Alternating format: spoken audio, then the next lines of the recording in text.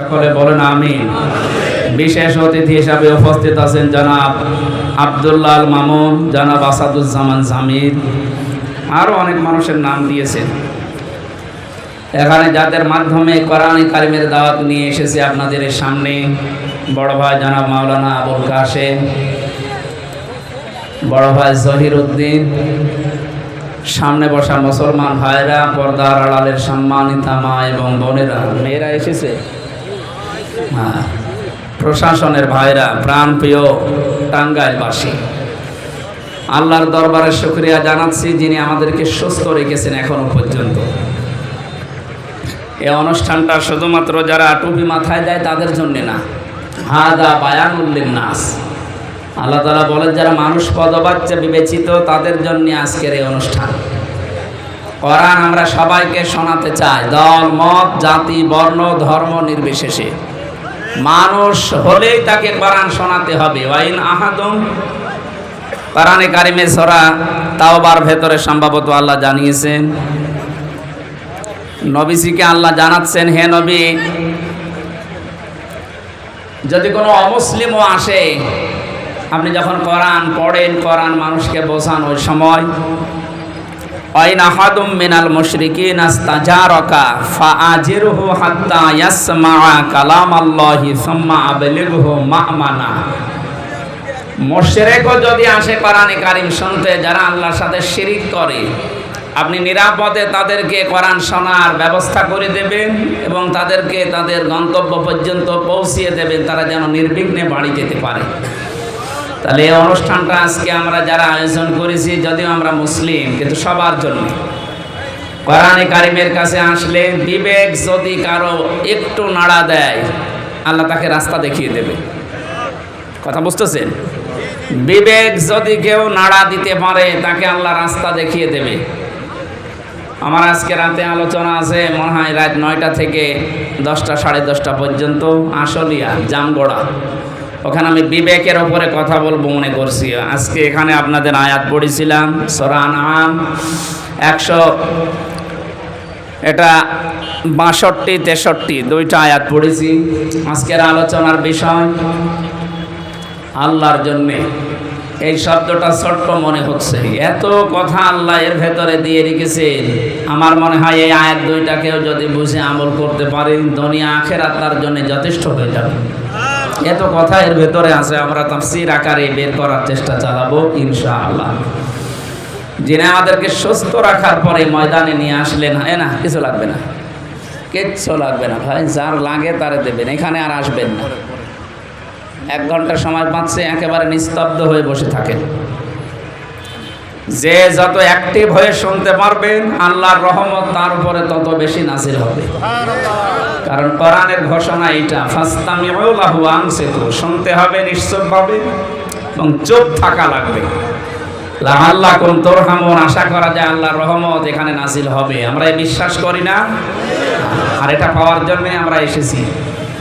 সুতরাং যারা আসলাম, বাড়ির সব কাজ বাদ দিয়ে সারাদিনের পরিশ্রান্ত শরীর এখন লেলিয়ে দেবেন বিছানায়, তাও বাদ দিয়ে দিলেন কোরআনের একটা আয়াত বোঝার জন্যে। এত আগ্রহ যাদের, তারা বলছে আলহামদুলিল্লাহ।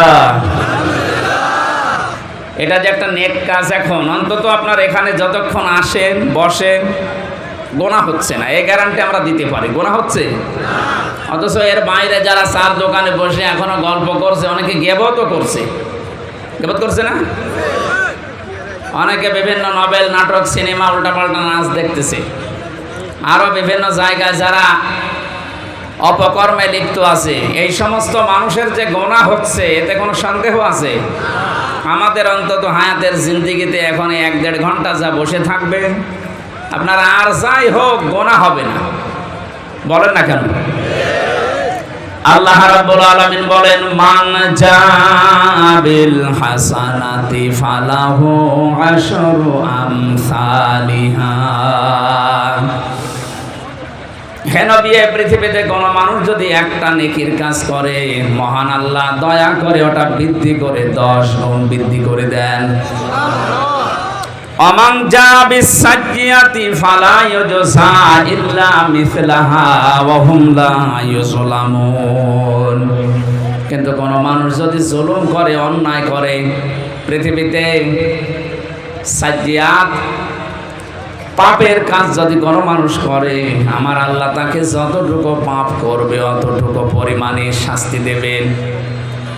সবচাইতে আনন্দের বিষয়ে আল্লাহ তার উপরে জুলুম করবেন না।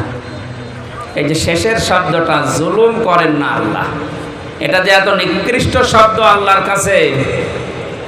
আল্লাহর সাথে কেউ যদি জুলুম করে, আল্লাহ হয়তো তাকে মাফ করে দেবেন, কিন্তু সৃষ্টি জগতের কারো সাথে কারো যদি জুলুম হয়ে যায়, আল্লাহ তাকে মাফ করবে না যতক্ষণ ওই মাজলুম তাকে মাফ না করে। আমার কথা ক্লিয়ার তো? না না, ক্লিয়ার হয়নি। আপনি আল্লাহর বিভিন্ন অধিকার নষ্ট করেছেন। আপনি বান্দা হিসাবে আল্লাহর অনেকগুলো অধিকার আল্লাহ আপনার কাছে পায়। যেমন আপনাকে উল্লেখ করার মতো কিছু ছিল না, সেখান থেকে আজ আপনাকে ওয়াহিদুজ্জামান বানিয়েছে। এটা আপনার বাবা বানিয়েছে। হ্যাঁ, বলেন বলেন। হাল আতা আলাল ইনসানি হাইনুম মিনাদ দাহরি লাম ইয়াকুন শাইআম মাযকুরা। হে ওয়াহিদুজ্জামান, তোমার জীবনে এমন একটা সময় ছিল যখন উল্লেখ করব এরকম কিছু বিষয় তুমি ছিলে না। কে বলছে? সেখান থেকে আজ এই চেয়ারে বসে আছি আমি। এখানে এককভাবে হয়তো তোমার মা বাবা বিছানায় ছিল, এতটুকুই শেষ। বাকি যা করার আমি আল্লাহ নিজে করেছি। এখানে তোমার প্রতি আমার অনেকগুলো দাবি আছে। আমি তোমাকে বানানোর কারণে আমার প্রতি তোমার যেমন দাবি আছে, সে দাবিগুলো আমি ওই যে বীর্য থেকে শুরু করে এ পর্যন্ত সবই দিয়েছি। তুমি কথা বলতে পারতে না, আমি আল্লাহ এটা শিখিয়েছি। বিজ্ঞান এখন জানিয়েছে যে মানুষ কথা বলে, এক একটা কথা তৈরি হতে 27টা ধাক্কা লাগে। এই কণ্ঠে, এই কণ্ঠের ভেতরে 27টা স্তর আছে। এতগুলো ধাক্কা তৈরি হওয়ার পর একটা কথা আপনি বের করতে পারেন। কোরআন আর হাদিস জানিয়েছে প্রত্যেকটি স্তরে আল্লাহ এক একজন ফেরেশতা বসিয়ে রেখেছে আপনার এই কথা তৈরি করার জন্য। মেশিনের ভেতরে যদি আপনি গম দেন, 3-4টা স্তর পার হওয়ার পরে আটা বের হয়। আল্লাহ বলেন এই যে কণ্ঠের কয়েক ইঞ্চি জায়গা, এখান থেকে কথা তৈরি হতে 27টা স্তর পার করে একটা কথা বের হয়। কাউকে যদি আল্লাহ কথা বন্ধ করে দেয়, তাম দুনিয়ার সব ডাক্তার মিলেও আপনার কথা বের করতে পারবে না, কারণ এটা আর মানুষের দায়িত্বে নেই, এটা আল্লাহ নিজে দায়িত্বে রেখেছেন, আর এটা পালন করাচ্ছেন আল্লাহ ফেরেশতাদেরকে দিয়ে। এই জন্য মানুষ যদি একটু নাড়াচাড়া দেয় বিবেককে, একটু যদি কাজে লাগাতে চেষ্টা করে, ওর দুনিয়ার দিকে তাকানো লাগবে না, ওর নিজের দিকে তাকালে হেদায়েত পেয়ে যাবে। আমরা বহুবার বলেছি, মানুষকে বানাতে আল্লাহ যে নিজের পক্ষ থেকে 5টা জিনিস দান করেছিলেন: শ্রবণ শক্তি, দর্শন শক্তি, বাক শক্তি, আকেল শক্তি আর ঘ্রাণ শক্তি। এর ভেতরে বাক শক্তি এ শব্দটা আছে না? বলেন বলেন, ক্লাস চলছে, ছাত্রের মতো জবাব দেবেন। বাক শক্তি দিয়ে মানুষ কি করে? কথা বলে। বলেন না কেন? এইটা আল্লাহ নিজে দিয়েছেন, কেউ দেয়নি। তাফসিরের ভেতরে পড়েছি হাক্কানিতে, এখানে অনেক আলেম আছে, তাদেরকে বলছি আপনি একটু চিন্তা করে দেখেন, এই যে 27টা স্তর, প্রতি জায়গায় একজন করে ফেরেশতা বসে আছে, এর কথা ওর কাছে, ওর কথা ওর কাছে, এভাবে দিতে দিতে 27 নাম্বারের জায়গা দিয়ে একটা কথা তৈরি হয়। একটা ফেরেশতা যদি ওখানে বসা অবস্থায় দায়িত্ব সঠিকভাবে পালন না করে, কোরআন আর হাদিসের বর্ণনা আপনি কথা শুদ্ধভাবে বলতে পারবেন না, গা গো শব্দ হবে। আর বিজ্ঞানের থিওরি হচ্ছে আপনার কথাগুলো মুখ দিয়ে আসবেই না। আচ্ছা, পাগল যেমন করে আপনি ওরকম করবেন। যে কথা এটা তৈরি হওয়ার জন্য যিনি দায়িত্ব পালন করাচ্ছেন ফেরেশতাদেরকে, বলেন বলেন। আল্লাহ বলেন এই যে কথা থেকে শুরু করে তোর শরীরে যত অর্গান দিয়েছি, যত সম্পদ দিয়েছি, এক একটা মানুষের শরীরে যত সম্পদ আছে, যত যদি কিছুই না পায়, একটা একটা করে যদি বিক্রি করতে থাকে, আপনি কত টাকার মালিক নিজে জানেন? যিনি বসে আছে আমাদের প্রধান অতিথি, ওনাকে আল্লাহ সম্পদ দিয়েছে মনে করেন। যদি বলা হয় ভাই 2টা চোখ দিয়ে দেন, এই যে প্রতিষ্ঠানের মালিক আপনি এরকম 5টা প্রতিষ্ঠান দিয়ে দেবে? বলেন তো 2টা চোখ দিতে রাজি না? দর্শন শক্তির কথা বলছিলাম, আল্লাহ নিজে দিয়েছেন এইটা। এই জন্য উনি যদি কাউকে নষ্ট করে দেয় জন্মের পর থেকে, তামাম দুনিয়ার ডাক্তার মিলেও আপনাকে দেখাতে পারবে না। আল্লাহ বলেন আমি যে নেই থেকে শুরু করে তোরে হামসা বানালাম, বহু কিছু তোর জীবনে আমার আছে। তা আমার যেমন আছে তোর জীবনে, আমিও তো তোর কাছে কিছু পাবো। সেই হিসাবে আমাকে তো কিছুই দিতে পারলে না, তারপরও আমার বিভিন্ন অধিকারগুলো যখন নষ্ট করে ফেলো, আমি আল্লাহর কাছে যখন ফিরে আসার ঘোষণাও দেয়া যে আমি ফিরে আসতেছি, তখন আমি আল্লাহ মাফ করে দেই। কিন্তু আমার সৃষ্টি যারা এই পৃথিবীর, আমরা 18,000 মাখলুকাত বলি, তার চাইতেও বেশি আছে। এই সৃষ্টির কারো সাথে যদি তোমার জুলুম হয়ে যায়, যতক্ষণ ওই মাজলুম তোমাকে মাফ না করবে ততক্ষণ তোমার ক্ষমা নেই। এই বিষয়টা আজকে আমি ক্লিয়ার করব যতটুকু সময় লাগে। এই বাংলাদেশে যেহেতু এটা এখন বেশি চলছে, এই 15.5 বছর আপনারা যারা জুলুম আর অত্যাচার, নির্যাতন, গুম খুন, মানুষের অধিকার নষ্ট করা, আয়না ঘরের সাথে যারা জড়িত ছিলেন, এটা যে ছিলেন এটা প্রমাণ হয়ে গেছে না? এখন যদি আপনি বলেন আস্তাগফিরুল্লাহ, আপনার মাফ হবে না? আরে ভাই, আপনি তো আল্লাহর কাছে অপরাধ করেননি, আপনি অপরাধ করেছেন হামজার কাছে। এটা আমি 3টা বছর জেলে ছিলাম, আপনি কি আল্লাহর কাছে অপরাধ করলেন না আমার কাছে? কয়েকদিন আগে আমার মামলা সব খারিজ হয়ে গেছে, আদালত কর্তৃক প্রমাণিত যে আমার কোনো দোষ নেই, আমি নির্দোষ। তাহলে নির্দোষ মানুষকে বিনা কারণে আপনি 3টা বছর ওই ফাঁসির কন্ডেম সেলের ভেতরে রেখে দিলেন, এটা জুলুম। আরেকটু আসতে বলুন। এই জুলুমের সাথে আমার মামলার আয়ু থেকে শুরু করে যারা টপ টু বটন জড়িত, প্রত্যেকেই জালেম। জুলুম যারা করে তারা কি? ইমাম আহমদ ইবনে হাম্বল রাহমাতুল্লাহ আলাইহি উনি জেলে ছিলেন, ওনাকে প্রতিদিন 32টা করে চাবুক মারা হতো। এক কারারক্ষী এসে একদিন বলছে, হুজুর জালেম কাকে বলে?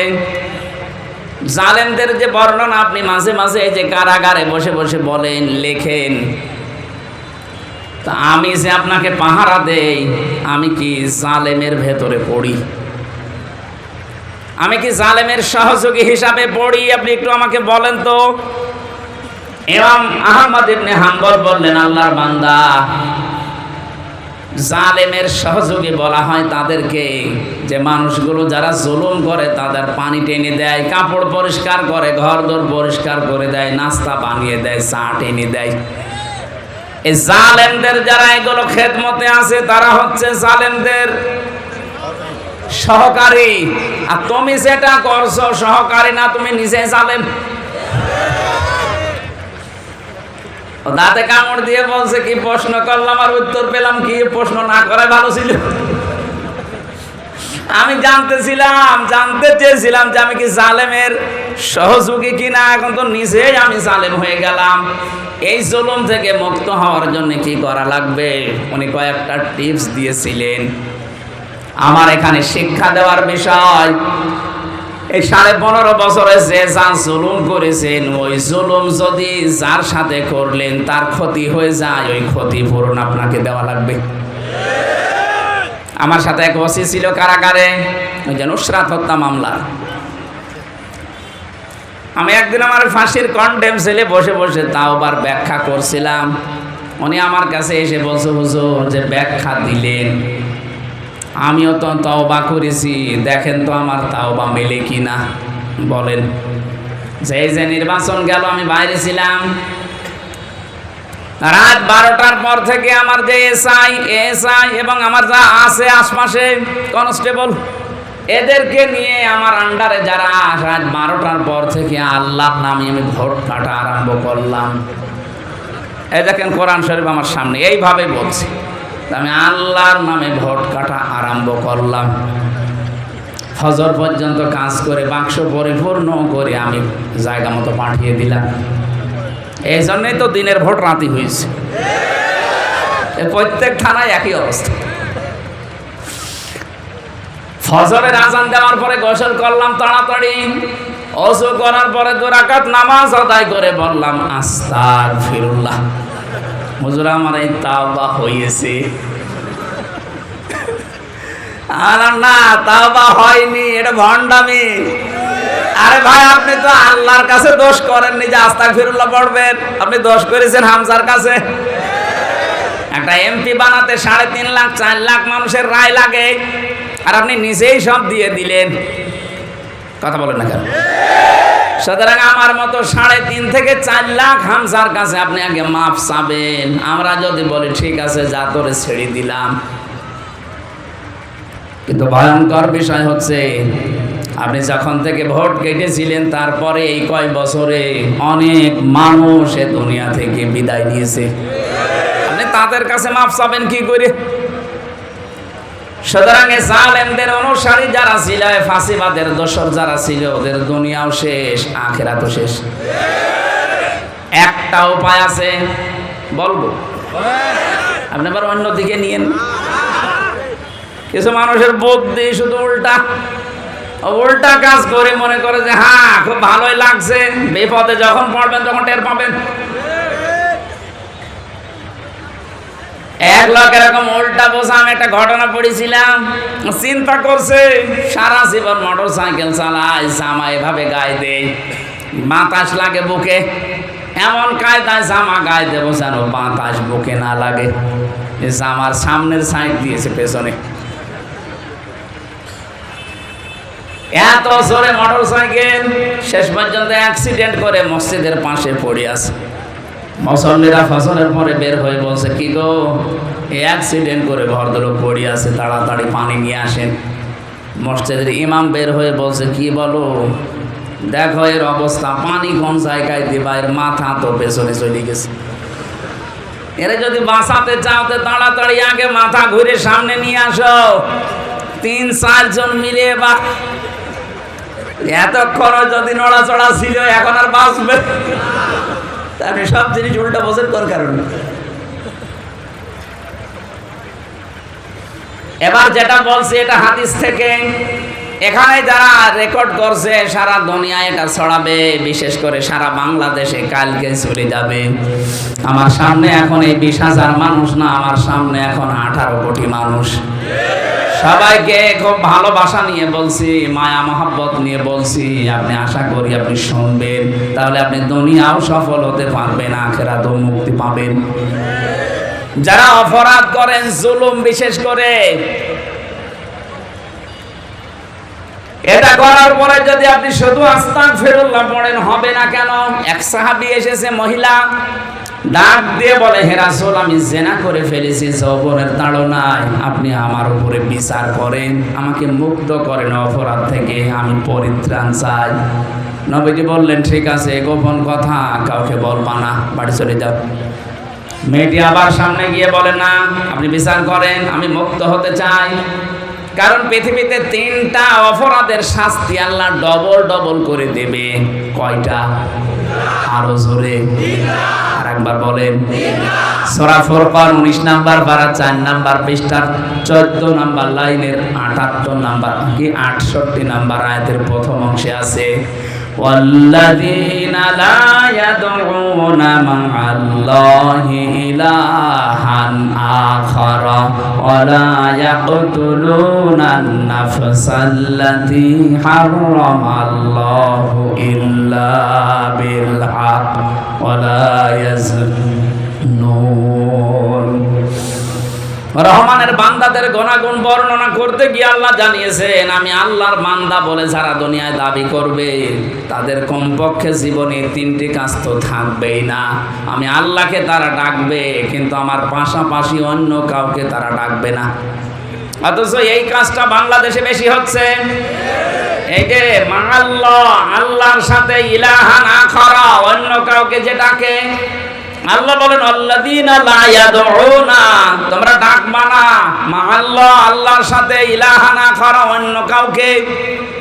আপনি দেখেন তো এদেশের বহু জায়গায় আজ আল্লাহর নামে কিছুক্ষণ স্মরণ করে, জিকির করে, এরপরে আপনি এমন এমন শব্দ শুনবেন, ইয়া আলী বাবা, শাহ আলী বাবা, পাগলা বাবা, কেল্লা বাবা।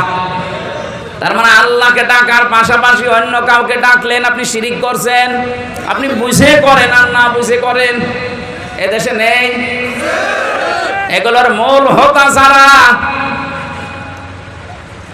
আপনি মানুষকে জাহান্নামে নিয়ে যাচ্ছেন, নিজেও যাচ্ছেন, জাতিকে নিয়ে যাচ্ছেন। আমি সতর্ক করার জন্য বলছি, আজকে থেকে আপনি থামবেন।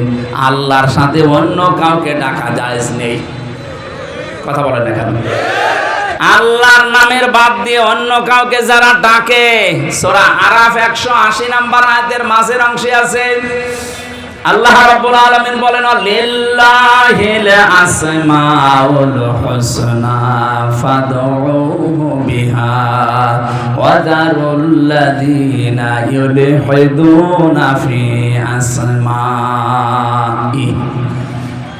এই যে ইলহাদ, আলেম যারা আছে তারা বুঝবে, যারা আল্লাহর সাথে ইলহাদ করে, উল্টা পাল্টা করে, আল্লাহর নামকে রং ঢং দেয়, কিছুক্ষণ লা ইলাহা ইল্লাল্লাহ, এরপরে ইল্লাল্লাহ, এরপরে হু হু, এরপরে অন্য কিছু যোগ করে। কোরআনে কারীমের নির্দেশ অনুযায়ী এগুলো প্রকাশ্য নিষেধ। আশা করছি আপনি জীবনে আর এই কাজ করবেন না, তাহলে ডবল শাস্তি পাবেন। এদের পরের শব্দে আল্লাহ ডবল শাস্তির কথা নিজেই জানিয়েছেন, ইউদাআফু লাহুল আযাবু ইয়াওমাল কিয়ামাহ। আল্লাহ পাক বলেন ডবল শাস্তি দেব কিয়ামতে। আজকে থেকে সিদ্ধান্ত নেওয়া যায় না, বলেন আল্লাহর সাথে আমরা আর কাউকে ডাকতে পারি না, সে বাবা হোক, চাচা হোক, কথা বলেন না কেন? যত বড় আল্লাহর ওলি দাবি করুক, পীর সাহেব হোক, খাজা বাবা হোক না, আল্লাহ ছাড়া আমি কাউকে ডাকতে পারি না জিকির হিসাবে। প্রশ্ন আসতে পারে, ওরা জিকির হিসাবে ডাকে না, আল্লাহকে পাওয়ার জন্য ওইটা মাধ্যম হিসাবে, এটাও জায়েজ নেই। সূরা জুমার লিউকাররিবুনা ইলাল্লাহি যুলফা। আল্লাহ পাক বলেন নবী ওদেরকে যদি জিজ্ঞাসা করো যে দেবতাদেরকে ডাকো কেন, ওরা বলবে না এদের ডাকি না, এদের মাধ্যমে আমরা আল্লাহর কাছে যেতে চাই। আমি নাম ধরছি একটা, আপনি বেশি নাম না। যে আমার তাহেরি ভাই যে বিভিন্ন নাম যে জিকির বানিয়েছে, কেল্লা বাবা, শালি বাবা, ফতে বাবা, কত বাবা, এদেরকে আপনি জিজ্ঞাসা করবেন যে আল্লাহর নামে জিকির করলেন, পাশাপাশি কাদের, ওরা বলবে এদেরকে আমরা ডাকি না, এদের সম্মান মর্যাদা ডাকাডাকি করি আল্লাহকে পাওয়ার জন্য। ১৫০০ বছর আগে ওই মুশরিকরা যা বলেছে ওরাও তাই বলছে, বলেন না কেন? আজকে থেকে ভুল পথে আর পা বাড়াবেন না, আল্লাহর সাথে অন্য কাউকে আপনি মিলাবেন না। মনে শান্তি পেতে চান, আল্লাযীনা আমানু ওয়া তাতমাইন্নু কুলুবুহুম বিযিকরিল্লাহ, আলা বিযিকরিল্লাহি তাতমাইন্নুল কুলুব। সূরা রাদের ভেতরে আল্লাহ জানিয়েছেন যাদের ঈমান আছে তাদের অন্তরে শান্তি আসবে শুধুমাত্র আল্লাহর নামে। কার নামে? বলেন বলেন। কেল্লা বাবার নামে শান্তি আসা সম্ভব? জাতির বাবার নামে না। এ পৃথিবীতে শান্তি শুধু মুমিনের অন্তরে আসবে আল্লাহর নামে। জেনে রাখো, আল্লাহর নামে মানুষের অন্তরে একটা আলাদা শান্তি তৈরি হয়। এটার বাংলা নাম অনির্বচন সুখ। এটা পাখির বাচ্চাগুলো, মুরগির বাচ্চাগুলো দেখবেন দানা যখন এভাবে ডাউন করার পরে ফল করে দেয়, বাচ্চাগুলো ওর নিচে একটা কিচির মিচির আওয়াজ দেয়। কথা বলেন না কেন?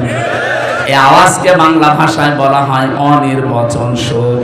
এটা আপনি পাবেন তখন যখন আল্লাহ বাদে অন্য কাউকে ডাকবেন না। রহমানের বান্দা হিসাবে এই এদিকে তাকিয়ে থাকেন, না দেখতে পারলেও চোখ বন্ধ করে থাকেন। আলোচনা কিন্তু আমি ভরে যাব ভাই। আরে ভাই, কথা তো উপর থেকে আশা লাগবে না, নাকি আমি বানাবো আমি? এটা ভালো পরিবেশ দেন।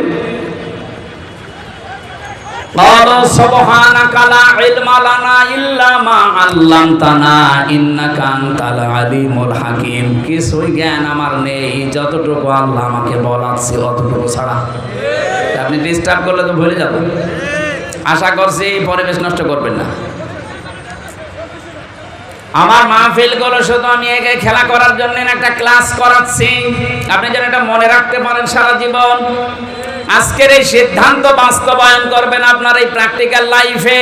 এখন থেকে যে যত বড় বুজুর্গ হোক, আকাশ দিয়ে উড়ে এসেও যদি বলো কে আল্লাহ বাবা, বলবেন না আল্লাহ বাদে আমি কাউকে ডাকতে পারি না। আল্লাহর সাথে অন্য কাউকে যদি যোগ করি আমার শাস্তি হবে ডবল। বলেন আমি কি একটা বানিয়ে বলছি? সব তো আয়াতের দলিল দিয়েছি। 2 নম্বরে যারা মানুষ হত্যা করে অন্যায় ভাবে, এদের শাস্তি ডবল। এই যে 1772 জন মারা গেছে সরকারি জরিপে, বেসরকারি জরিপে 3732 জন। জুলাই আগস্টে যারা মারা গেল, আপনি কোন কারণে এদের বৈধতা দিতে পারেন হত্যার? বলেন। আপনি তো নিজেই পালিয়ে গেলেন, মাঝখান থেকে এতগুলো জীবন দুনিয়া থেকে বিদায় করে দিলেন। যারাই করেছে, যারা এর সাথে জড়িত, ডাইরেক্ট ইনডাইরেক্ট, আপনি আল্লাহর কাছে ডবল শাস্তি পাবেন। এটা থেকে পরিত্রাণের একটা ব্যবস্থা আছে, আমি সামনে যাচ্ছি। 3 নম্বরে ওয়ালা ইয়াজনুন, জেনা করবা না। দুনিয়ায় যারা জেনা করেন তাদের শাস্তি হবে ডবল। অথচ বাংলাদেশে ইদানিং দেখছি বুড়ো জেনাখোর বেড়ে গেছে। বয়স 85 বছর, শরীর চলে না, অথচ হাতের জেনা, মুখের জেনা, চোখের জেনা, বাকি লজ্জা স্থানের জেনা যদিও করতে নাও পারে, তাও হাতের জেনা চালাচ্ছে। এই মানুষগুলো আবার মানবাধিকারের কথা বলে যে না, আমরা একটা ছাড়া 2টা বিয়ে করি না। এটা টাটকা শয়তান। তোর তো পদ্ধতি জায়েজ আছে 4টা পর্যন্ত, তোর লাগলে 4টা করবি, তুই জেনা করিস কেন? এখন হবে না কেন?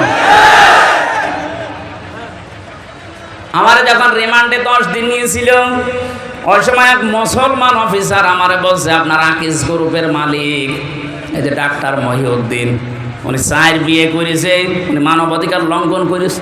কেন? একটা পুরুষ যদি 4 বিয়ে করতে পারে, তাহলে এক মহিলা 4 বিয়ে করতে পারবে না? মানে একটা মহিলা যদি 4 বিয়ে করে, তো সন্তান হলে কোনটার বাবা বলবে? আমারা বলছে ডিএনএ টেস্ট করে যে এটার আসল, ওইটা বলবে বাবা। কত বড় শয়তান দেখছে! কোরআনের ভুল ধরিস। ওই দিন আমার সামনে বলছে আল্লাহরও ভুল আছে, অথচ নাম সুন্দর, রাকিবুল ইসলাম। কি সুন্দর নাম দেখেছে। এখন পালিয়েছে। আমার মনে হয় এখন থাকলেও মানুষ পিটিয়ে মেরে ফেলত। এই মানুষগুলোর এখন দেখা যাচ্ছে এদের সাথে যোগসূত্র ছিল পরিমণি। এই কথা বলছে না কেন? এটা আজকে বের হয়েছে স্বামী কায়সার। এই মহিলা বিভিন্ন মুরব্বী মানুষের ঘুম পাড়িয়ে তারপরে ঘরে যেত। বলেন সুবহানাল্লাহ। অন্য কোন জেনা যদি নাও হয়, যে হাতের জেনা, মুখের জেনা, এই কথা বলছে না কেন? সমাজটা ঘুমে ধরে গেছে। আল্লাহর ইসলামের বিধানগুলো এরা এত খারাপ দৃষ্টিতে দেখে। কেউ যদি সংসার 2টা 3টা 4টা করে, ও বলে যে ওর চরিত্র খারাপ। আরে ভাই, চরিত্র ভালো, ও তোর মতো হোটেলে রাত কাটায় না। এখন বলে দেখেন, এখন সেগুলো ধরা পড়ছে। আপনি একটার চরিত্র দেখান তো যে এটার ভালো। আমি কোরআন শরীফ সামনে নিয়ে বলছি, একটারও যদি বলতে পারেন যে না এইটা অন্তত ভালো আছে, দরবেশ, এ তো আরো খারাপ। মুরব্বী মানুষ অন্যের বউ আল্লাহ রাস্তায় নিয়ে চলে গেছে।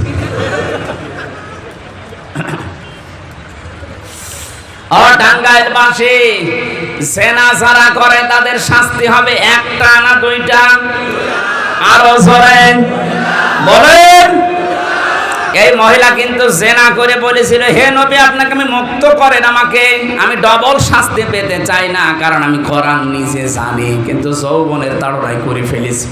নবী এবার বললেন, ঠিক আছে, জেনা করার পরে কি গর্ভবতী হয়েছে? বলে হ্যাঁ। না, এখনই বিচার করা যাবে না, তোমার অপরাধ আছে, কিন্তু পেটে যেটা আছে ওর তো অপরাধ নেই, আমি বিনা অপরাধে কাউকে শাস্তি দিতে পারি না। যাও, এটা খালাস হওয়ার পরে আসবা। মেয়েটা যখন এসেছে ডাক দিয়ে বললেন, এখনো বিচার হবে না, কারণ এই বাচ্চাটা 2 বছর দুধ পান করবে, এটা তার হক। এবার বলেন তো, দুধ পান করার দায়িত্ব মায়ের না বাবার? আপনি আন্দাজে বলেন, এখানে আলেম বসে নেই, হ্যাঁ আলেমরা বলেন তো, দুধ পান করাবে মা না বাবা? হ্যাঁ, না না। এবার কোরআন বলছে, আমি আলেমদেরকে আপনি দেখবেন, ওয়ালিদাতু ইরদি'না আওলাদাহুন্না হাওলাইনি কামিলাইনি লিমান আরাদা আইয়ুতিম্মার রাদআ। সূরা বাকারা 2 নম্বর পারা 17 নম্বর পৃষ্ঠার প্রথম নম্বর লাইনে 232 নম্বর আয়াত প্রথম অংশে আছে। আল্লাহ লিমান আরাদা আইয়ুতিম্মার রাদআ, এটা মুযাক্কার দিয়েছেন নাকি মুয়ান্নাস? মুযাক্কার দিয়েছেন। পুরুষ, পুরুষের কোনো ম্যাচিং পত্র আছে? যাদের অন্তত পুরুষ মানুষ তারা তো বলতে পারেন আমাদের আছে। আল্লাহ আমার পুরুষ মানুষের শব্দ দিলেন কেন?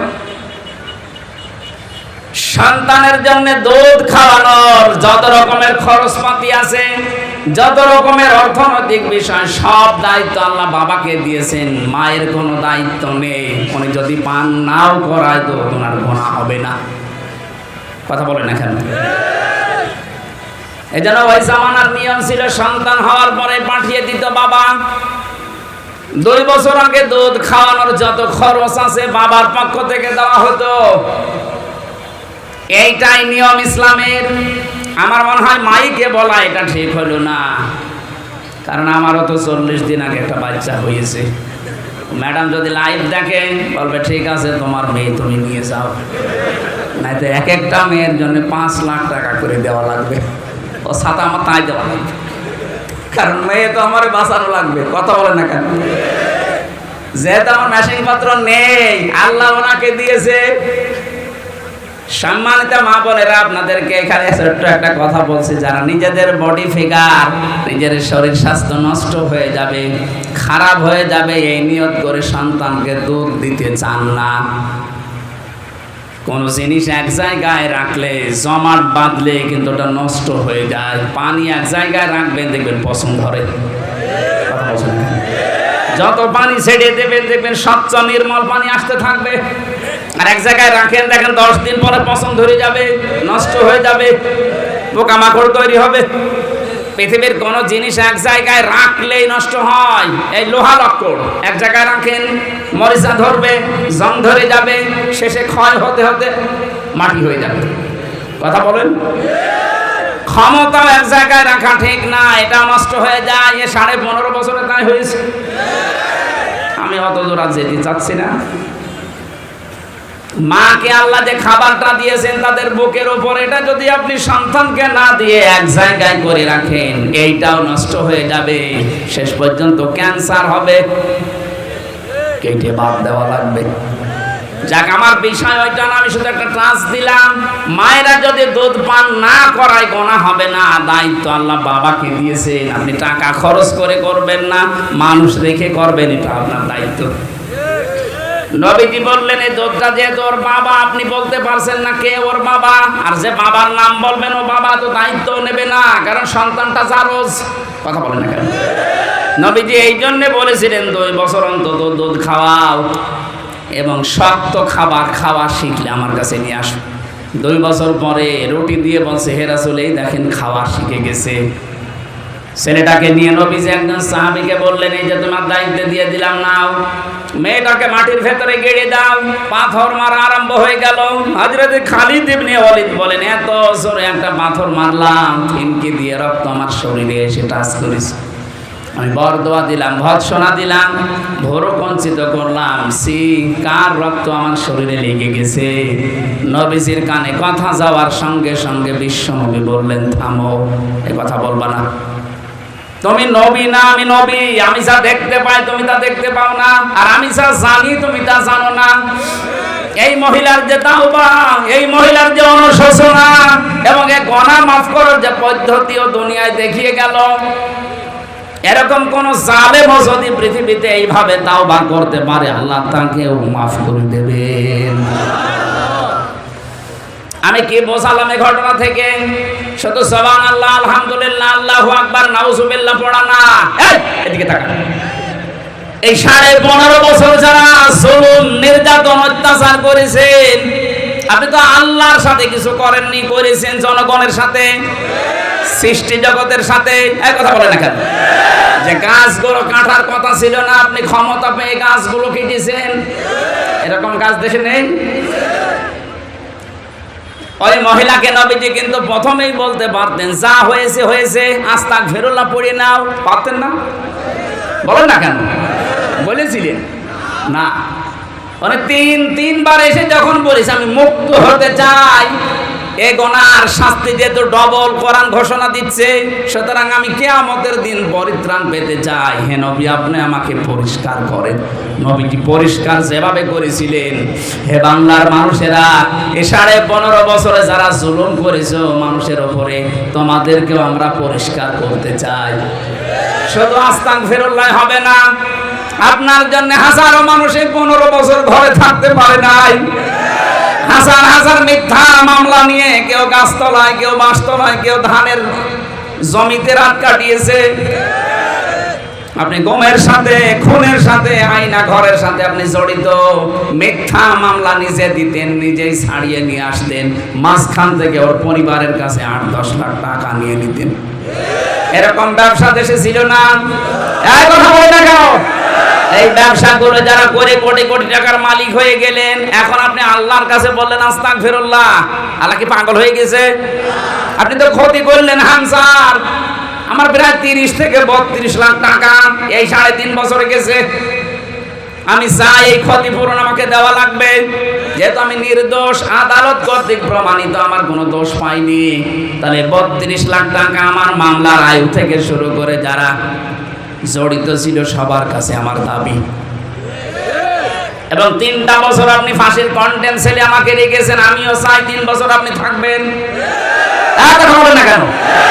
10 দিন আপনি রিমান্ডে থাকবেন ওই মাটির নিচে। এতগুলো কাজ করার পরে বলেন আস্তাগফিরুল্লাহ যান। এইভাবে যদি আপনি অপরাধের তাওবা না করেন, এই দেশে সামনে যারা আসবে তারা আরো ভয়ঙ্কর জালেম হবে। আমরা চাই এই তওবা হোক। আমি কথা বোঝাতে পেরেছি? খালি বলো হুজুর দোয়া করেন আমি ভালো হয়ে যাচ্ছি, আস্তাগফিরুল্লাহ। আরে আস্তাগফিরুল্লাহ কার কাছে পড়িস? তুই কি আল্লাহর কাছে দোষ করলি এদের কাছে? হাজারো ইমাম বাধ্য হয়ে তোর কারণে, তোর জুলুমের কারণে কথা বলতে পারবি।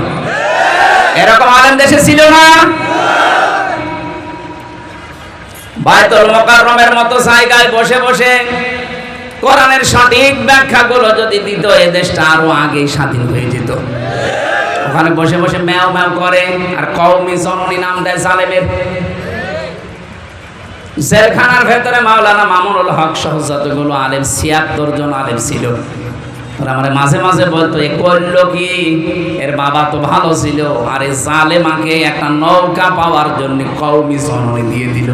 নাউজুবিল্লাহ। যার হাতে দেশের হাজার হাজার মানুষ সেই 6 সালের অক্টোবর থেকে শুরু করে, 6 সালের 28 অক্টোবর থেকে শুরু করে 24 আগস্টের 5 তারিখ পর্যন্ত হাজার হাজার মানুষ হত্যার রক্ত যার হাতে লেগে আছে, আর তাকে আপনি কওমি জননী উপাধি দিয়ে দিলেন। আপনি মানুষ, আপনি দিয়েছিলেন এই কারণে যে আপনি যেন নৌকা মার্কা পান। কথা বলে দেখেন কোন কারণে আপনি এই মার্কা নিয়ে দাঁড়াতে গেলেন? আপনি যদি কুকুর মার্কায় দাঁড়াতেন তাও পাস করত। এই মার্কাটা আল্লাহ এত নিকৃষ্ট করে দিয়েছে, এখন যদি কেউ মুখ ফুটে বলে আমি নৌকার লোক, পিটিয়ে মেরে ফেলবে মানুষ। শুধু টাঙ্গাইলে না, সারা দেশে একই অবস্থা। আমার 630টা থানায় মাহফিল নেওয়া আছে সারা বাংলাদেশে, প্রায় জায়গায় তো এখন যাচ্ছে, যেখানে যায় ওই নাম যদি কেউ বলে আগে গালি দেয়। জালেমদেরকে আল্লাহ বলেন আমি নিজে ঘৃণিত করে দেই। জালেমদের উপরে ঘৃণা জন্মায় কে? পুরা সৃষ্টি জগতের ভেতরে তাদের প্রতি রাগ তৈরি হয় আল্লাহর পক্ষ থেকে। এটা আমি বানালাম। সূরা শুরার 42 নম্বর আয়াতে আছে, ইন্নামাস সাবিলু আলাল্লাযিনা ইয়াজলিমুনান নাস। আল্লাহ পাক বলেন অবশ্যই আমি আল্লাহ নিজে মামলা দেব জালেমদের বিরুদ্ধে। আল্লাহর মামলার আসামি জালেমরা, তাহলে আল্লাহর সৃষ্টি জগৎ তাদের উপরে মন খারাপ করবে না? কথা বলুন। এই জন্যই তো মানুষ জালেমদেরকে দেখতে পারে না, সে যেই হোক। ইয়াজিদ জালেম ছিল, অথচ নামটা ভালো, আল্লাহ তার প্রতি ঘৃণা তৈরি করে দিয়েছে মানুষের। চেঙ্গিস খান, কেউ কি শুনেছেন যে তার ছেলের নাম চেঙ্গিস খান রাখে? হিটলার, এই কথা বলছে না? আপনি কত ইহুদির সাথে মিলেছি বাইরের দেশে, এই যে সিঙ্গাপুরে, মালয়েশিয়া, থাইল্যান্ডে বিভিন্ন দেশ ঘুরলাম, কত ইহুদির সাথে আমি গাড়িতে চড়েছি, ট্রেনে, বাসে, কোনো মানুষের নাম হিটলার আমি শুনিনি। ইয়াজিদের নাম আমি শুনিনি, চেঙ্গিস খানের নাম আমি শুনিনি, অথচ নামগুলো তো খারাপ না। চেঙ্গিস খান কেউ রাখে? কারণ জালেমদের প্রতি ঘৃণা তৈরি করে দেয় কে? আরো জোরে। রমজানে সৌদিতে ছিলাম, মক্কা থেকে বদরের ময়দানে যাবার সময় একটা গাড়ি ভাড়া করলাম, যে ড্রাইভার মদিনায় বাড়ি ওনার, আমারে বলছে ইয়া হাজি ওর হজ্জা দাইনা বিলাদুকা। ও হাজি, দেশ কোথায়? জি তুমি বাংলাদেশ। আমি বাংলাদেশ থেকে এসেছি। আমারে বলছে হারামি। কি বলেন আপনি? বলছে তোমাকে বলি নাই, তোমার দেশের যে দায়িত্ব আছে ওটা একটা হারামি। ও ওইটা ঠিক আছে। আমারে বলছেন আপনি? না, তুমি ওই দেশের মানুষ, দেখেছেন এই দেশে বাড়ি, আমার পর্যন্ত চোখ গরম করে হারামি বলছে, অথচ জীবনে দেখিও নি। খালি মোবাইলে ইউটিউবে কর্মকাণ্ডগুলো একটু দেখে। এখান থেকে ৬,০০০ কিলোমিটার, এত দূরের মানুষের ভেতরে আল্লাহ ঘৃণা তৈরি করে দিয়েছে। এটা হামজা তৈরি করেছেন আল্লাহ। আরো জোরে। আমরা যেন এরকম জুলুম না করি, আমাদের প্রতি আল্লাহ ঘৃণা তৈরি করে দেবে এই সৃষ্টি জগতের। কথা বলেন ঠিক কিনা? এই জন্য আমি আপনাদেরকে যেন বিপদে না পড়েন বাঁচাতে চাই। সত্যি আপনাদের ভালোবাসি। আপনারা এখনো যদি নিজেকে মুক্ত করতে চান, ওই মহিলার মতো শাস্তিটা নেন। চুরি করেছেন, হাত কেটে দেওয়া হবে। একথা বলছে না? আমার মনে হয় এই বিধানটা যদি বাংলাদেশে জারি হয়, যে 350 এমপির একটারও হাত থাকার কথা। আপনি জেনা করেছেন, আপনাকে ওই মহিলার মতো কি পাথর নিক্ষেপ করে বিদায় করা হবে। এইটাও যদি দেশে কোরআনের এই আইনটা, সূরা নূরের আইন, এটা যদি চালু হয়, এই দেশে বহু মানুষকে আপনি মাথা খুঁজে পাবেন না, শুধু বডি। যারা এই চাঁদাবাজির সাথে জড়িত ছিল, এক বেলা ভাত খেতে পারে না, অথচ 15 বছরের ব্যবধানে এখন কত কোটি কোটি টাকার মালিক তারা। এই মানুষগুলোর শাস্তি, যাদের কাছে যা করেছেন তার ওইগুলো আগে ফেরত দিয়ে দেন। ওই ক্ষতিপূরণ তাকে দেওয়া লাগবে। যাকে বৈষম্যের শিকার করে 15 বছর তার চেয়ারে বসতে দেননি, তাকে ওই জায়গায় আগে পৌঁছিয়ে দেওয়া লাগবে। এই কথা বলছে না? কয়েকদিন আগে আমি এক এসপি অফিসে গিয়েছিলাম, আমি নাম নিলাম না। উনি আমারে বলছিলেন 15.5 বছর আমি বৈষম্যের শিকার ছিলাম, 5 তারিখের পর থেকে আমার এই দায়িত্বটা দিয়েছে।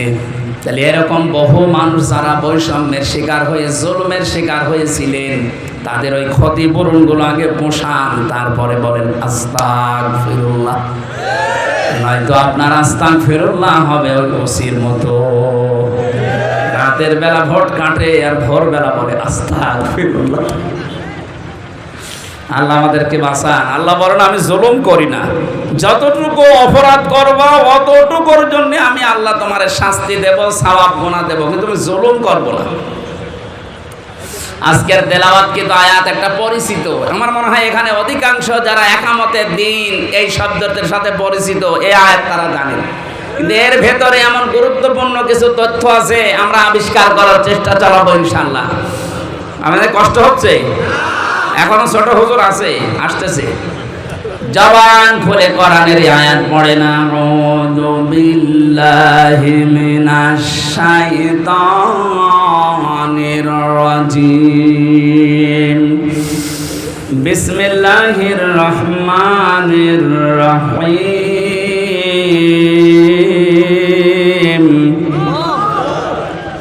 কুল ইন্না সালাতি ওয়া নুসুকি ওয়া মাহইয়ায়া ওয়া মামাতি লিল্লাহি রাব্বিল আলামিন। হযরত ইব্রাহিম আলাইহিস সালাম আমাদের জাতির পিতা যিনি, তাকে আল্লাহ এই কথাগুলো শুনিয়েছেন। আল্লাহ পাক বলেন, নবী আপনি বলুন, কুল ইন্না সালাতি ওয়া নুসুকি ওয়া মাহইয়ায়া ওয়া মামাতি লিল্লাহি রাব্বিল আলামিন। আমি আমার নামাজ, আমার কুরবানি, আমার এই যে বেঁচে আছে জীবনটা, আমি যখন মারা যাব, মরণের আগ পর্যন্ত যা আছে আমার দুনিয়ায় সব আল্লাহর জন্য দিয়ে দিলাম। বলেন সুবহানাল্লাহ। চারটা কথা আল্লাহ আয়াতে জানিয়েছেন, শেষে জানিয়েছেন লা শারিকা লাহু ওয়া বিযালিকা উমিরতু। আমি শিরিক করি না, আমাকে এই নির্দেশ দেওয়া হয়েছে, ওয়ানা আউয়ালুল মুসলিমিন, আর আমি প্রথম মুসলমান, আত্মসমর্পণকারী। এটা বাংলা অর্থ ছিল। এবার আসেন তো শব্দের ভেতরে আল্লাহ কি কি দিয়েছেন। প্রথমে আল্লাহ বলেন, কুল, হে নবী আপনি বলুন, ইন্না অবশ্যই, সলাতি আমার নামাজ। নামাজ কার? না না, নামাজ আল্লাহর। এই শব্দটা পুরা কোরআনে এক জায়গায় আছে শুধু, ফাসল্লি লিরাব্বিকা। হে নবী নামাজ পড়েন আপনার রবের জন্যে। কার জন্যে? শুধু এক জায়গায় পাবেন, বাকি যত জায়গায় সলাতি একালিপ টান দেওয়া আছে, এটা আপনার নিজের নামাজের কথা বলা হচ্ছে, যে অবশ্যই আমার নামাজ। তার মানে আমি যেটা আদায় করি, এই নামাজ বলতে শুধুমাত্র এই দাঁড়িয়ে থাকা, রুকু দেওয়া, সেজদা দেওয়া না। এটা একটা কঠিন প্রশিক্ষণ। নামাজ যে একটা কঠিন প্রশিক্ষণ, ট্রেনিং, এটাকে আমি নিজে বলছি বানিয়ে। বলেন বলেন। ওয়াস্তাঈনু বিস-সাবরি ওয়াস-সালাহ ওয়া ইন্নাহা লাকাবীরাতুন ইল্লা আলাল খাশিঈন। সূরা বাকারার ভেতরে আছে, আল্লাহ পাক বলেন, ধৈর্য ধারণ করার মাধ্যমে আর সবরের মাধ্যমে আমি আল্লাহর কাছে তোমরা সাহায্য চাও। পৃথিবীতে যত কাজ আছে সব চাইতে বড় কঠিন কাজ নামাজ। কে বলছেন? ওয়া ইন্নাহা লাকাবীরাতুন, অবশ্যই নামাজ একটা ভারী বস্তু, কঠিন একটা বিষয়। ইল্লা আলাল খাশিঈন, কিন্তু যে মানুষগুলো আল্লাহকে ভয় করে তাদের জন্য এটা মোটেও কঠিন না, ভার না, এটা আল্লাহ সহজ করে দেয়। আল্লাযীনা ইয়াযুন্নুনা আন্নাহুম মুলাকু রাব্বিহিম ওয়া আন্নাহুম ইলাইহি রাজিউন। যারা এই বিশ্বাস করে দৃঢ়ভাবে যে আমাদের রবের কাছে আমাকে দাঁড়াতে হবে, আর সর্বপ্রথম আল্লাহ আমাকে জিজ্ঞাসা করবে, আউয়ালু মা ইউহাসাবু বিহিল আবদু ইয়াউমাল কিয়ামাতিস সালাত। ও হামজা, নামাজ পড়তে কিনা বল। কে বলছে? এই প্রথম প্রশ্ন জিজ্ঞাসা করা হবে, নামাজ পড়তে কিনা বল। এখান থেকে আমি যেটা শিক্ষা বের করেছি, নামাজ শুধুমাত্র দাঁড়ানো, 5 ওয়াক্ত নামাজে যাওয়া, আর এই যে রুকু সেজদার যে ট্রেনিং দেওয়া, এইটাই না। এখান থেকে আমার আল্লাহ 27টা বিষয় আপনাকে নিতে বলছেন। এই 27টা বিষয় যদি কোনো মানুষ নামাজি নিতে পারে, ওই মানুষের ভেতর থেকে 3টা জিনিস আল্লাহ দূর করে দেবেন। প্রধানত কয়টা? আরো জোরে বলেন। এবার আপনি মিলান তো আপনার ভেতরে 3টা আছে কিনা। সূরা মাআরিজের ভেতরে পাবেন, ইন্নাল ইনসানা খুলিকা হালুআ ইযা মাসসাহুশ শাররু জাযুআ ওয়া ইযা মাসসাহুল খায়রু মানুআ ইল্লাল মুসাল্লিন। রব্বুল আলামিন বলেন, অবশ্যই আমি মানুষকে হালুয়া বানিয়েছি। কি এই সেরাই কি বললাম? হালুয়া মানে ভর্তা। হালুয়া মানে অবশ্য রুটি দিয়ে খায়। ইন্নাল ইনসানা খুলিকা হালুআ, অবশ্যই মানুষকে তৈরি করা হয়েছে হালুয়া। হালুয়া মানে প্রথম অর্থ হচ্ছে হালুয়া মানে অস্থির। হালুয়া মানে কি? আরো জোরে বলেন। মানুষের ভেতরে অস্থিরতা কাজ করে সব সময়, সব সময় অস্থির মানুষ। ইযা মাসসাহুশ শাররু জাযুআ, যখন কোনো অমঙ্গল তাকে স্পর্শ করে, কোনো দুঃখ বেদনা কষ্ট তার কাছে আসে, তখন লোকটা হতাশ হয়ে পড়ে। এটা মানুষের স্বভাব, আমাদের ভেতরে নেই।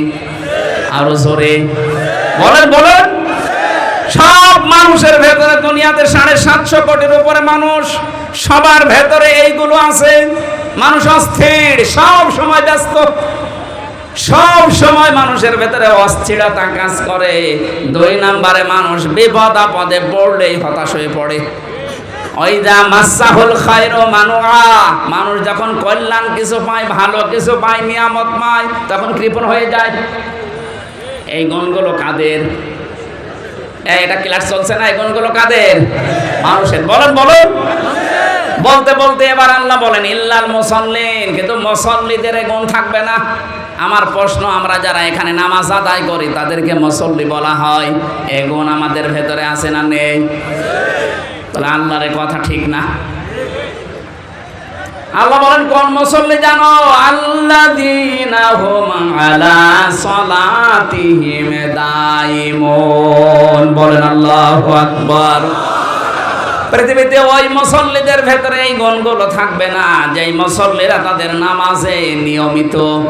3 ওয়াক্ত পড়ে, 2 ওয়াক্ত পড়ে না এমন না। নামাজের ভেতরে যারা নিয়মিত, দাইমুন, এর ভেতরে যারা নিমজ্জিত থাকে, লেগে থাকে, এবং এখান থেকে পঠিত বিষয় এবং এই যে শারীরিক যে বিষয়গুলো আছে এগুলো মানুষ শিক্ষা নিয়ে অর্জন করে। পঠিত বিষয় একটা আর প্র্যাকটিক্যাল বিষয় একটা। 5 ওয়াক্ত আযান হবে, নামাজে যাবেন, আসবেন, দাঁড়াবেন, রুকু, সেজদা, সালাম ফেরানো, এগুলো একটা ব্যায়াম। এগুলো কি? এগুলো শারীরিকভাবে আপনি করছেন। আর মুখ দিয়ে কিছু উচ্চারণ করা লাগে, আল্লাহু আকবার থেকে শুরু করে সালাম ফেরানো পর্যন্ত যা বলবেন এগুলো পঠিত ইবাদত। এই পড়াটার ভেতরে আমি 27টা শিক্ষা পেয়েছি। এটা তাফসিরে ফি জিলালিল কোরআনে পাবেন। কোন মুসল্লি যদি এই 27টা শিক্ষা নিয়ে তার প্র্যাকটিক্যাল লাইফে মিলাতে পারে, এই আয়াতের হক তার জীবনে আদায় হয়, সে যেন বলতে পারে ওলে ইন্না সালাতি, আমার নামাজ। এগুলো যদি নিতে না পারেন, কিয়ামত পর্যন্ত নামাজ পড়ে যাবেন, আমার নামাজ বলতে পারবেন না। এগুলো যারা বলতে পারে তাদের নামাজের দিকে তাকান, তাদের ভেতরে বিপদে পড়লে আপনি হতাশা পাবেন না, নিয়ামত পেলে তারা কৃপণ হয়ে যাবে না। ওই মানুষগুলো কোনো অস্থিরতা কাজ করে না। আমি নিজে তাদের সাথে থেকে দেখেছি। এই মানুষগুলো মুসল্লি এবং স্থায়ী মুসল্লি। আমরা ওই রকম নামাজ পড়তে চাই, আল্লাহর কোরআনে বর্ণিত যে নামাজ আল্লাহ দিয়েছেন, আমরা যদি সত্যি আস্তে আস্তে প্র্যাকটিস করি এই নামাজের, আল্লাহ আমাদেরকে ওই রকম মানের নামাজি বানিয়ে দেবেন। বলেন আমিন। দ্বিতীয় শব্দ ছিল নুসুকি, আমার নুসুক, আমার কোরবানি। তাফসিরে আমি নুসুক শব্দের 3টা অর্থ পেয়েছি। 1 নম্বরে নুসুক মানে কোরবানি করা, রক্ত প্রবাহ করা। 2 নম্বরে নুসুক মানে হজের কাজকর্ম। 3 নম্বরে নুসুক মানে ইবাদত বন্দেগী। এই 3টা বিষয় আপনি আল্লাহর জন্য দিয়ে দিলেন। 3 নম্বরে মানুষ বলছে ও মাহইয়া, আমার সে হায়াত। এই যে 60, 65, 80, 90 বছরের একটা হায়াত, হে আল্লাহ, আমি যখনই তোমাকে এই কথার ঘোষণা দিয়েছি যে আমার হায়াত আমি দিয়ে দিয়েছি, এখন থেকে মন মতো আমার 1 সেকেন্ডও কোনো জায়গায় ব্যয় হবে না। জোরে বলেন সুবহানাল্লাহ। এইভাবে করে যদি জীবন কেউ চালাতে পারে, 4 নাম্বারটা ও মামাতি, আমার যে মরণ আসবে এই মরণের আগ পর্যন্ত আমার এই সারা জীবনের এই 33 বছর হামসার বয়স, এই 33 বছরটাই আমি পবিত্র পরিষ্কার করে তোমাকে দেখাবো। এই জন্য যখন ফেরেশতারা আসবে জালেম যারা মারা যায় তাদের সামনে, আল্লাহ কোরআনে কারিমে সূরা নাহলের ভেতরে তুলে ধরেছেন, আল্লাযীনা তাতাওয়াফাহুমুল মালাইকাতু যালিমি আনফুসিহিম ফাআলকাউস সালামা মা কুন্না না'মালু মিন সু বালা ইন্নাল্লাহা আলীমুম বিমা কুনতুম তা'মালুন ফাদখুলু আবওয়াবা জাহান্নামা খালিদিনা ফিহা ফালাবিসা মাসওয়াল মুতাকাব্বিরিন। জোরে বলেন আল্লাহু আকবার। আল্লাহ বলেন মালাইকা ফেরেশতারা যখন আসবে, একজনের নাম দেননি মালাকুন না, মালাইকা ফেরেশতারা আসবে বহু বছর। জালেমদের সামনে যখন ফেরেশতারা আসবে, এ মানুষগুলো তখন নিজেদের অপকর্মের কথাটা তুলে ধরবে যখন ফেরেশতারা, এই যে দেখ, এটা দেখার পরে তখন থেকে তারা আফসোস শুরু হবে। আল্লাহ রাব্বুল আলামিন এটা তো বেঈমান যারা, জালেম যারা, তাদের এই দুঃখের বর্ণনা দিচ্ছিলেন। যেখানেই কোরআনে পেয়েছি দুঃখের কথা, তারপরেই পেয়েছি আশার কথা। এবার আমরা যারা টোটাফাট একটু হালকা পাতলা মুমিন, ঈমান আমাদের একটু আছে, তাদেরকে আল্লাহ একটা সুসংবাদ দিচ্ছেন, আল্লাযীনা তাতাওয়াফাহুমুল মালাইকাতু তাইয়্যিবিনা ইয়াকুলুনা সালামুন আলাইকুম উদখুলুল জান্নাতা বিমা কুনতুম তা'মালুন। কোন মানুষ যখন মুমিন হয়ে মারা যেতে পারে, তাইয়্যিবিনের অর্থ আমি তাফসিরে পেয়েছি, তাইয়্যিবিন মানে শুধু পবিত্র না, শুধু নিজের শরীরকে পবিত্র করা, নিজের পোশাককে পবিত্র করা না, নিজের চিন্তা, চেতনা, আকীদা, বিশ্বাস এবং নিজের খাবার, দুনিয়ায় বেঁচে থাকতে যা অবলম্বন লাগে সবগুলো আপনাকে পবিত্র করা লাগবে। আমার কথার অর্থ বোঝেননি? ফেরেশতারা যখন আসবে বলবে, বান্দা তোমার তো সবই দেখছি পবিত্র, কারণ তোমার আমল নামাজে 60 বছর 70 বছর যারা লিখেছে কিরামান কাতিবিন, এরা আমাদের কাছে দেখো দিয়েছে, পড়াটা আমরা পড়ে দেখলাম, এর ভেতর কোনো নাপাক প্রবেশ করেনি। সুবহানাল্লাহ বলতে পারে। তোমার যৌবনটা মনে হচ্ছে পবিত্র, এই যৌবনে তুমি যা যা করেছিলে কোনো নাপাক পথে পা বাড়াওনি। ও টাঙ্গাইল বাসী, এবার নিজের সাথে আয়াতটা মিলান তো। এখন যদি আপনার ডাক চলে আসে মরণের, যেটা ফেরেশতারা দেখবে, এ কথা কি বলতে পারবে হামজা তোমার জীবনটা পুরা দেখলাম, এটা পরিষ্কার আছে, পবিত্র আছে? তাইয়্যিবিনা মানে শুধুমাত্র পোশাক পবিত্র না, শুধুমাত্র শরীর পবিত্র না, তোমার সব পবিত্র হওয়া লাগবে। তোমার চিন্তা চেতনাও, তুমি দুনিয়াতে কি কি করেছিল ওই কাজগুলো পবিত্র হওয়া লাগবে, তোমার কর্মজীবনটাও পবিত্র হওয়া লাগবে। একটু যদি বিবেকটা খাটাতে পারতাম, আমার মনে হয় এই আয়াতটা আমাদেরকে নাজাতের জন্য আল্লাহ যথেষ্ট করে দিত। ওই মানের চিন্তা আমাদের ভেতরে নেই, আমাদের যখন গরু মার্কা চিন্তা, শুধু খায় আর পায়খানা করে। একটু চিন্তা করেছেন যে আল্লাহ পবিত্র ফেরেশতাদের হাতে এটা তুলে দেবে, আমি যদি পবিত্র না হই ফেরেশতারা এটা নেবে না, আমার ওটা নেবে নাপাক ফেরেশতা, সিজ্জিনের যারা আছে, ইল্লিনের, তারা নেবে না। আমার এখনই পরিবর্তনের দরকার, 10 বছর পরে না, 20 বছর পরে না, এখনই। কখন? যখন আপনার মরণ চলে আসবে, ওই সময় যে মামাতে মরণটা আসার সঙ্গে সঙ্গে ফেরেশতারা ওটা পড়বে আর বলবে, মারহাবা সালামুন আলাইকুম উদখুলুল জান্নাহ, শান্তি তোমার উপরে, প্রবেশ করো আল্লাহর বানানো জান্নাতে। এমন একটা দরজা আপনার জন্য খুলে দেবে, তাফসিরে পড়েছি একটা দরজা না ৭০,০০০ দরজা আপনার জন্য একটা একটা করে আল্লাহ খুলবে। যেখানেই দেখবে সৌন্দর্য বিউটিফুল দেখে মনে করবে এইটাই মনে হয় আসল জায়গা, বসে পড়বে। ফেরেশতারা বলবে আল্লাহর বান্দা ওঠো, এটা না, চলতে থাকো। হাত্তা ইযা জাউহা ওয়া ফুতিহাত আবওয়াবুহা ওয়া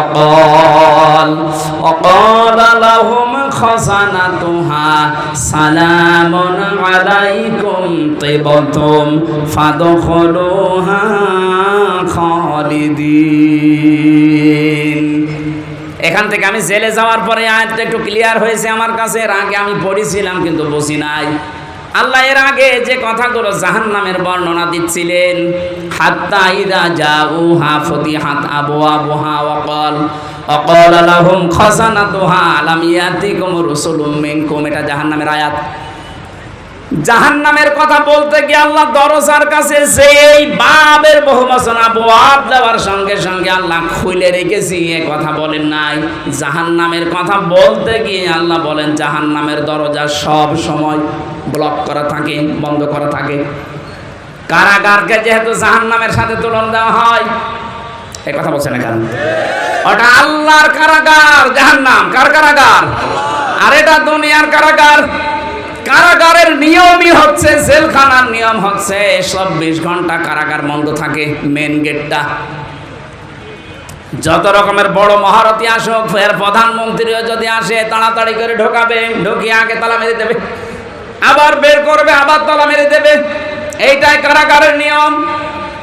কিন্তু জান্নাতের দরজার কথা বলতে গিয়ে আল্লাহ মাঝখানে একটা ওয়া দিয়েছেন, হাত্তা ইযা জাউহা ওয়া ফুতিহাত আবওয়াবুহা ওয়া ক্বাল, জান্নাতের দরজা বন্ধ থাকবে না, জান্নাতের দরজা তুমি যাওয়ার আগেই খোলা থাকবে।